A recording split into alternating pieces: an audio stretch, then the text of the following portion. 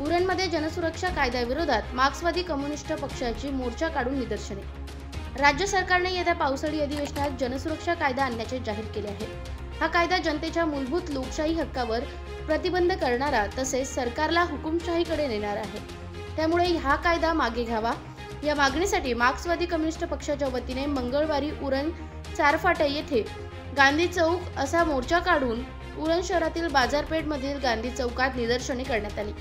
मोर्चात सरकारने अभिव्यक्ती स्वातंत्र्याचा विरोध करणारा हा कायदा मागे घ्यावा अशा घोषणा देत आहे हा मोर्चा करण्यात आला। यासाठी उरणमध्ये भारतीय कम्युनिस्ट पक्षाच्या वतीने गावोगावी जनजागृती करण्यात आली। जनसुरक्षा विधेयक मागे घेण्यात यावे तसेच इतर प्रलंबित मागण्यांसंदर्भात उरणमधून 10,000 स्वाक्षऱ्या जमा करण्यात आल्याची माहिती मार्क्सवादी कम्युनिस्ट पक्षाचे रायगड जिल्हा सचिव रामचंद्र म्हात्रे यांनी दिली। राज्य सरकारच्या धोरणांमुळे जनतेचे जगण्या मरण्याचे प्रश्न गंभीर बनले आहेत। यामुळे शासनाने हे विधेयक मागे घ्यावे असे कामगार नेते भूषण पाटील यांनी आपल्या भाषणात सांगितले। यावेळी कामगार नेते भूषण पाटील, मार्क्सवादी कम्युनिस्ट पक्षाचे रायगड जिल्हा सचिव रामचंद्र म्हात्रे, संजय ठाकूर, महिला नेत्या हेमलता पाटील, जनवादी महिला संघटना यांनी या निदर्शनाचे नेतृत्व केले। यावेळी रवींद्र कासूरकर, संतोष ठाकूर, भास्कर पाटील, नरेश पाटील, रोशन म्हात्रे, ज्येष्ठ नागरिक संघटनेचे काशीनाथ गायकवाड, कुंदा पाटील, नीराताई घरत, प्रमिला म्हात्रे, धनवंती भगत, सविता पाटील आदी पदाधिकारी मोठ्या संख्येने उपस्थित होते। महाराष्ट्र न्यूज, विठ्ठल ममताबादे, उरण, रायगड। स्वातंत्र्याचा काळ घोषणा जनसुरक्षा विधेयक रद्द करा, रद्द करा, रद्द करा। फडणवीस सरकार होश में आओ, होश में आओ, होश में आओ। फडणवीस सरकार होश में आओ, होश में आओ, होश में आओ। जनसुरक्षा विधेयक रद्द करा, रद्द करा, रद्द करा। जनसुरक्षा विधेयक रद्द करा, रद्द करा, रद्द करा।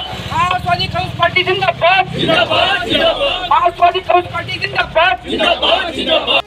आज आपण इथं मोठ्या संख्येने मोर्चाचे आयोजन केलेलं आहे ऐतिहासिक गांधी चौकात। नेमकं यामागील उद्देश काय आहे? महाराष्ट्राच्या विधानसभेमध्ये एक विधेयक सादर झालेलं आहे। त्याचं नाव आहे महाराष्ट्र विशेष जनसुरक्षा कायदा जो विधेयक। हे येत्या पावसाळी अधिवेशनात मंजुरीसाठी येणार आहे। ह्या अधिवेशनामध्ये ज्या काय तरतुदी आणि अटी आहेत त्या फार घातक आहेत, लोकशाहीला मारक आहेत आणि हुकुमशाही लादणाऱ्या आहेत।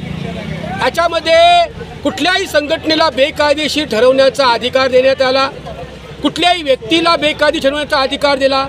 म्हणजे जे काय आंदोलनं होतात जनतेची, संघटना बांधणं हा देशाच्या राज्यघटनेचा मूलभूत अधिकार आहे। प्रत्येक नागरिकाला, शेतकऱ्याला, कामगाराला, युवकाला, कुठल्याही व्यक्तीला संघटना बांधण्याचा अधिकार असताना सुद्धा हा अधिकार काढून घेतला जात आहे आणि संघटनांवर एक प्रकारची बंदी आणण्याचं काम। हे कारण काय सांगितलं? शहरी नक्षलवाद नष्ट करा। तो तर झाला असं सांगतात, ते नष्ट करायलाच पाहिजे हिंसाचार, पण शांततेच्या मार्गानं, विधायक मार्गानं जर कोणी आंदोलन करत असेल आणि संघटनेला त्यांच्या जर बंदी ते मान्य होणार नाही।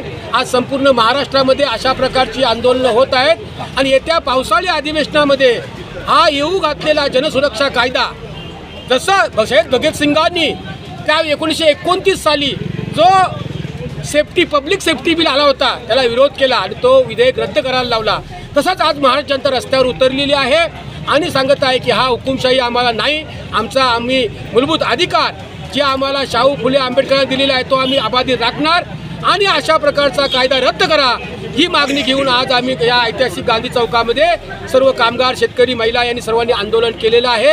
आणि जर हा कायदा रद्द केला नाही तर येत्या पावसाळी अधिवेशनावर संपूर्ण महाराष्ट्रातून जनतेचा प्रचंड असा मोर्चा मंत्रालयावर जाणार आहे आणि हे जे विधेयक आहे, हा कायदा येऊ घातलेला आहे, या रद्द करण्यासाठी एक जन उद्रेक होणार आहे।